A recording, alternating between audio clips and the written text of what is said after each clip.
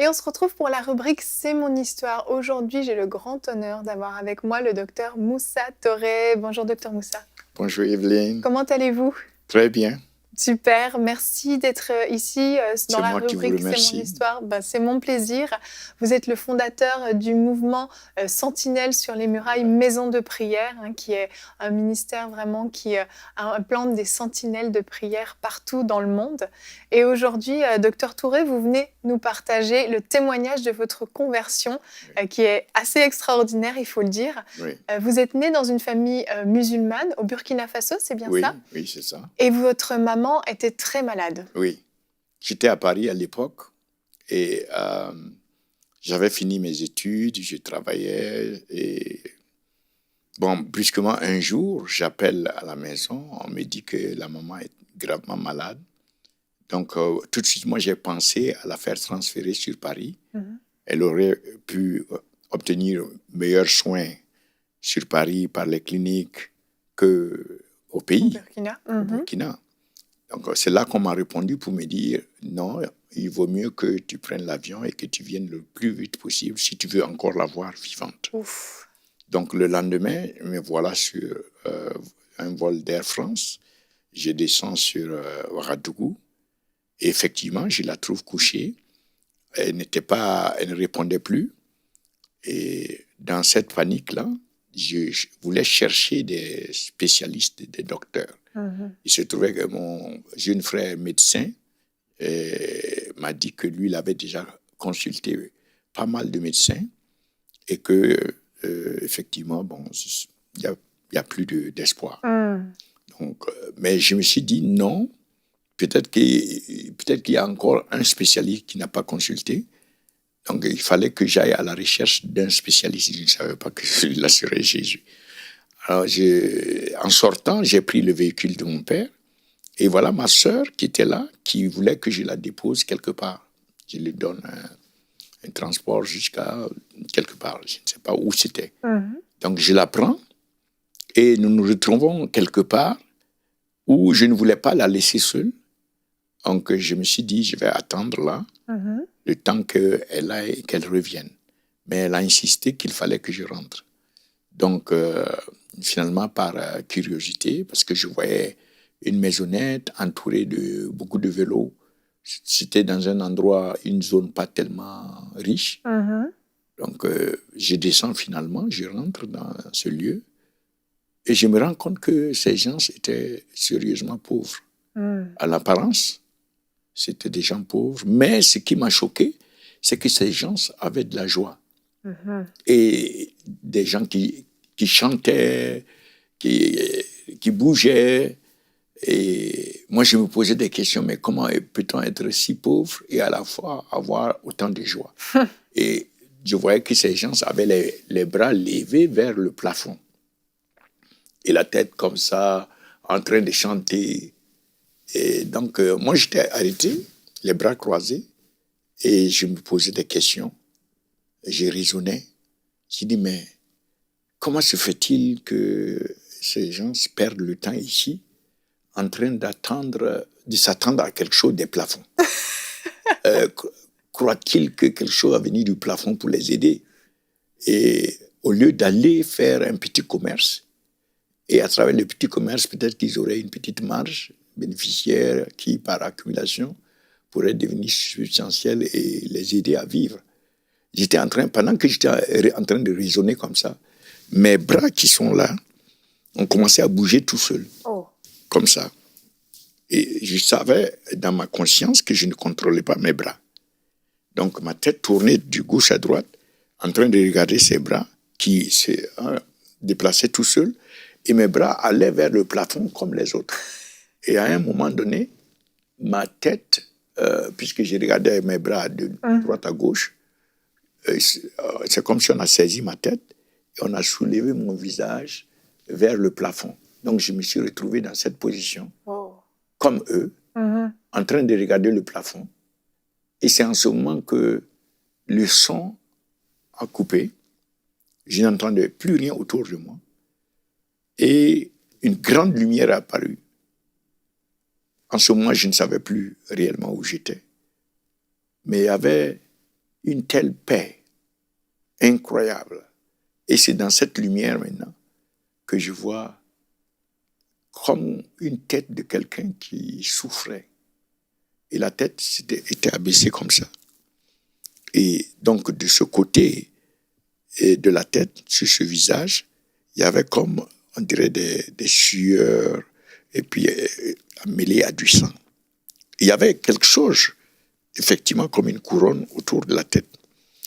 Et dans mon esprit, je me suis dit, mais ça, c'est Jésus. Et pendant que je suis arrêté comme ça, j'entends maintenant sa voix. Mais il n'ouvrait pas la bouche. Mais la voix résonnait à l'intérieur de moi. Et la voix disait, je t'aime.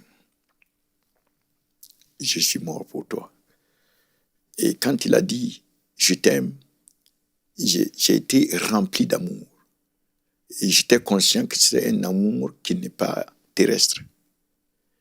Et jusqu'aujourd'hui, c'est cet amour qui m'anime.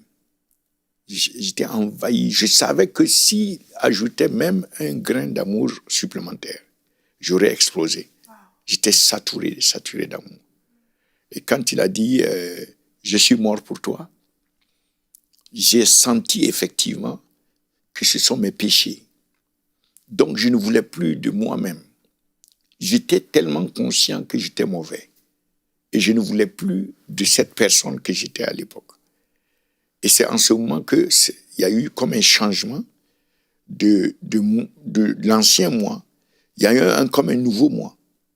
Et ce nouveau moi ne voulait pas que l'ancien moi le touche. Donc j'ai fait un mouvement comme ça.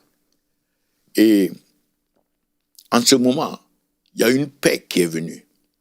Et là encore, je savais que ce n'était pas une paix terrestre, une paix extraordinaire. Et cette paix ne m'a jamais quitté. Ce qui fait que je ne connais pas de tourment. Quelle que soit la situation, je sens cette paix-là. Alors, c'est en ce moment que j'ai ouvert les yeux. Et quand j'ai ouvert les yeux, j'ai vu que la présence et la puissance avaient frappé ce qui était autour de moi. Et moi, je suis allé vers ces personnes que je critiquais, je croyais qu'elles étaient folles. Oui. Je les reprenais dans mes bras comme ça. Et j'avais un sentiment d'amour pour ces personnes, c'est-à-dire des familles. C'est comme si c'était ma famille la plus proche, la famille la plus proche que je puisse avoir. Ce sont ces personnes-là. Et c'est là que j'ai dit à ma sœur, j'ai dit, il faut qu'on parte. Non, avant cela, j'ai avancé. Je me suis fait un chemin. J'ai bousculé, je ne connaissais pas le protocole d'église. Oui. J'ai bousculé les gens qui étaient devant moi. Et je me suis retrouvé devant la personne qui est censée être le pasteur. Et il y avait effectivement un pupitre, une sorte de table, petite table devant la personne. Et j'ai tapé sur la table. J'ai dit, écris mon nom. Je suis l'homme de Jésus. Et j'ai fait demi-tour. Et je suis sorti. Wow. J'ai demandé à voir une Bible. Et lorsqu'on est arrivé à la maison, je me suis enfermé dans la chambre. Et j'étais en train de lire. Il se trouve que quand j'ai ouvert la Bible, c'était dans le livre de Matthieu. Et partout où Jésus partait, c'est comme si je partais avec le Seigneur. Oui, c'est comme si la réalité de la Bible, c'est-à-dire j'étais transporté dans la réalité de la Bible.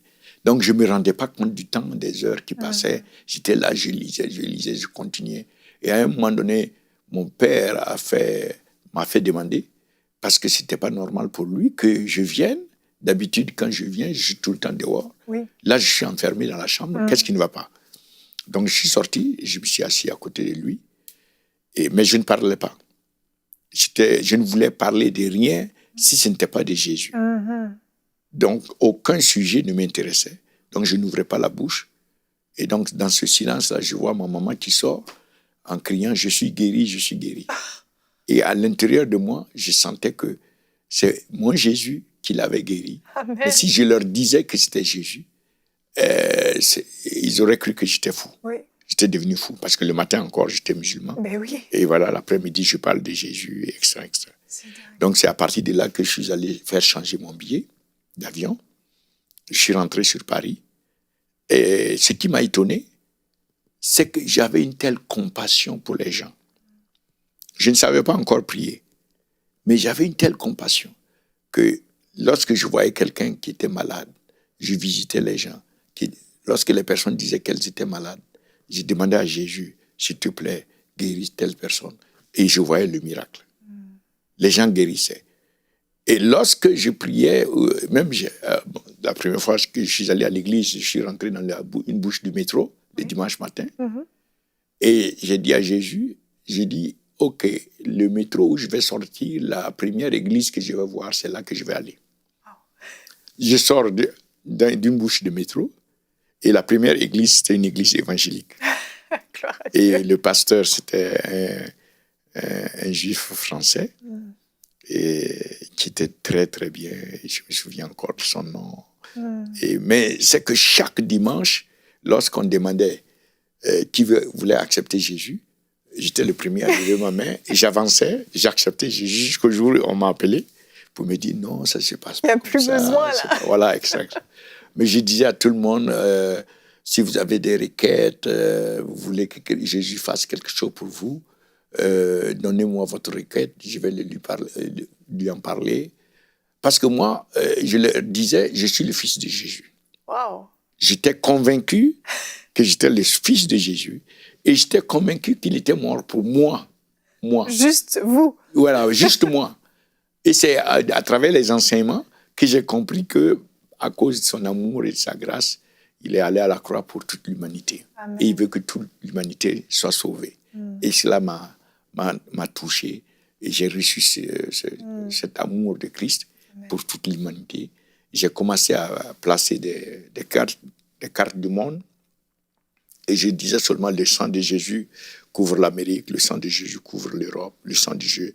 C'est comme ça que je priais, j'appliquais. Okay. Et petit à petit, amené jusque dans l'intercession. Et la première fois que j'entendais le mot intercession, je ne comprenais pas. Je lui posais des questions. Et j'étais à genoux un jour en train de prier. Et je vois qu'il est venu s'arrêter à côté. Il me dit, prends la Bible. Je prends la Bible. Il me dit, ouvre Ésaïe 53. Donc je cherche Ésaïe 53. Et quand j'ai vu Ésaïe 53, toutes les lettres du chapitre se sont allumées, illuminées, comme s'il y avait des ampoules à l'intérieur. Et il me dit, lis ça. Et c'est à partir de là que j'ai compris j'ai commencé à comprendre l'intercession à partir d'Ésaïe 53. Wow.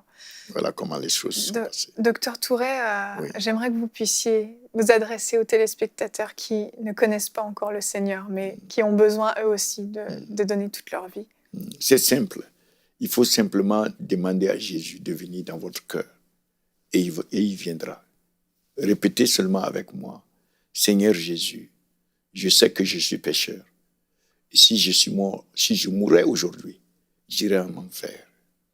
Mais à cause de ta grâce et de ton amour, tu es venu sur la croix, tu as donné ta vie pour moi.